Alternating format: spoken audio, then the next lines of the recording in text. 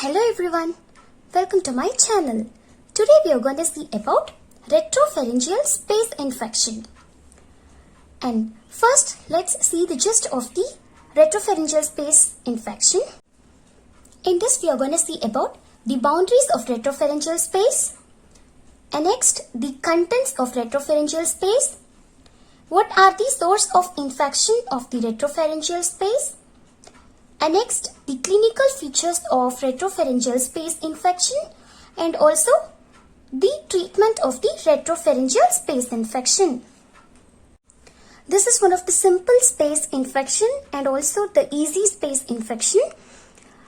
Now let's move on to the boundaries of the retropharyngeal space. Okay, have a look at this diagram. What is this? This will be your medial pterygoid. This will be your medial pterygoid muscle. Okay. And this will be your masseter muscle. And this is your buccinator muscle. This is your buccinator. And this will be your superior, middle, inferior pharyngeal constrictor muscle. Alright, this is your pharyngeal constrictor muscles, and this will be your parotid gland. Alright, this will be your lateral pharyngeal space. We have already saw about lateral pharyngeal space, right? Now where is the retropharyngeal space? This will be your retropharyngeal space.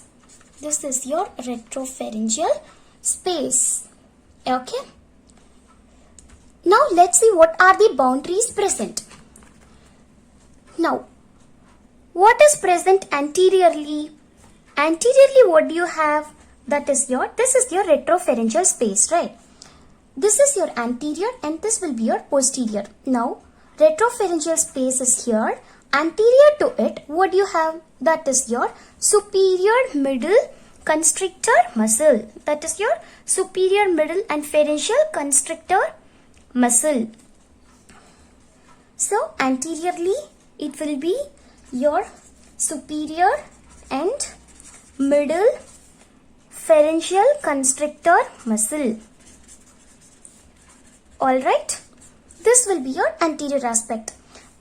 If you see in this diagram, okay, this diagram will be clear for you. That is, this will be your superior constrictor, right? This will be your superior constrictor. This will be your middle constrictor. And this will be your inferior constrictor. And this one is your esophagus. Okay. And where is the retropharyngeal space present?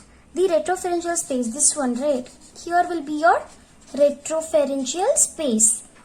Alright, and this will be your prevertebral fascia. This one will be your prevertebral fascia, and the alar fascia, this one, the joining, that is the alar fascia. Prevertebral fascia and alar fascia joins here, and this will be your sphenoid bone. Right, this will be your sphenoid. If you see anteriorly, that is, this will be your retropharyngeal space. Anteriorly, what do you have? That is your superior middle constrictor muscle. Now, let's see what is present posteriorly. Posteriorly, what do you have? This one, that is your alar fascia. Here will be your alar fascia, right? So, what do you write posteriorly? Posteriorly, you have alar fascia. Anteriorly, you will be having the superior middle constrictor muscle, and posteriorly, you will be having alar fascia. Now, let's move on to superior. Superiorly, you will be having the skull base, obviously, right? And what do you have inferiorly? That is, if you see here, the fusion of alar and prevertebral fascia at T4. I have said you, right, this will be your prevertebral fascia. Okay, this will be your prevertebral fascia. Prevertebral. fascia, and this will be your alar fascia. This fuses here. So what you have to write inferiorly? Inferiorly, you'll be having the fusion of, fusion of alar and prevertebral fascia. Fusion of alar and prevertebral fascia at T4. T4 is the 10th vertebra down in your spinal column, right? So there will be fusion of alar and prevertebral fascia at T4, that is present inferiorly. Alright, now let's move on to middle and inferior boundaries. Now what do you have medially? That is, you have medially, there it will be a common space, there is no wall. If you can see in this diagram, it will be clear for you. That is, there will be a common space, no wall. Common space, no wall, right? And next, moving on lateral side. Laterally, what do you have? You can see in this picture, this is your retropharyngeal space. And what do you have laterally? You have the lateral pharyngeal space and also the carotid sheath. Laterally, you have the lateral pharyngeal space. Okay, lateral pharyngeal space and the carotid sheath. You just have to understand these two diagrams so that you can remember the boundaries easily. Anteriorly, what do you have? That is your superior middle constrictor muscle, this one. And posteriorly, you have your alar fascia. Superiorly, you have your skull base. And inferiorly, you have the fusion of alar and prevertebral fascia at T4. And medially, you have the common space, there is no wall. Laterally, you have the lateral pharyngeal space and carotid sheath. Okay, these are the boundaries of retropharyngeal space. Now let's move on to the contents. What are the contents present here? There is no major structures, only the lymph node, right? So contents you have to write as lymph node and no major structures. Okay, lymph node and no major structures. This will be your content. Next is your source of infection. What is the source of infection? It may be due to nasal, nasal infection or pharyngeal infection, nasal infection or pharyngeal infection, or it may be odontogenic infection, right? That is your source of infection. Alright. Then what is your clinical features? First, there will be pain and there will be fever. Next clinical feature is your stiffness of the neck.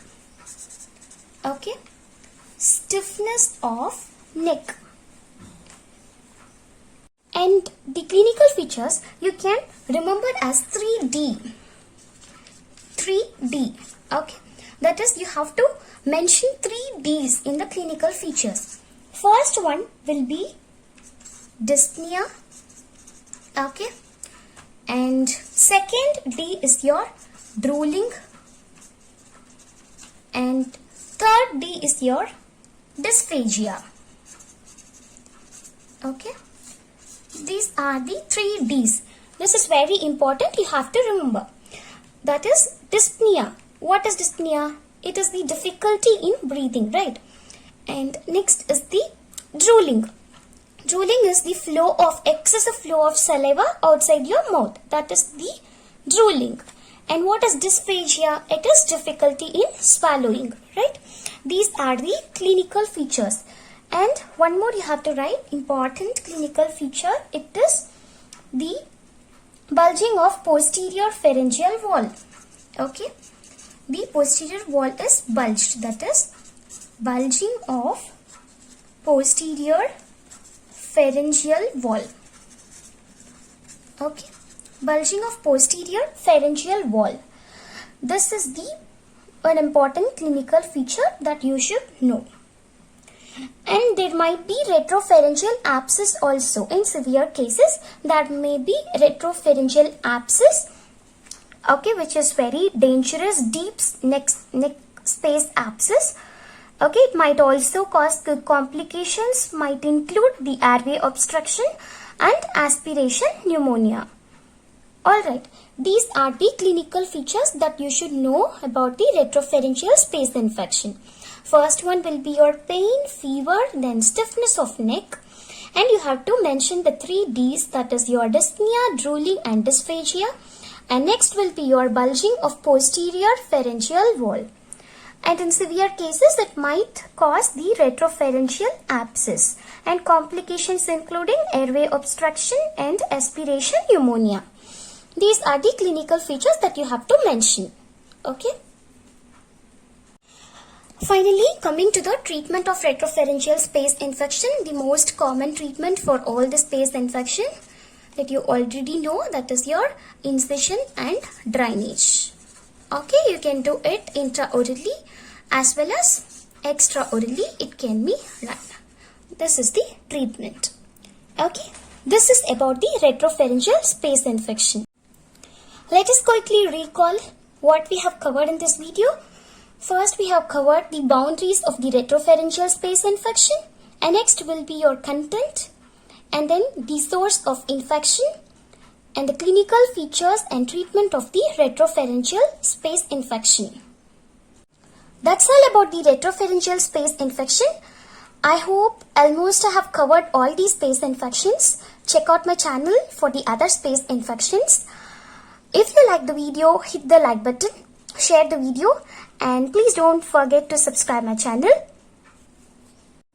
I have made easy notes for you as well as for you to study and also to present in your exams. To understand for you, I have made it easier with the diagrams, that is simple diagrams. Do check out my other videos. Thank you for watching. Thank you.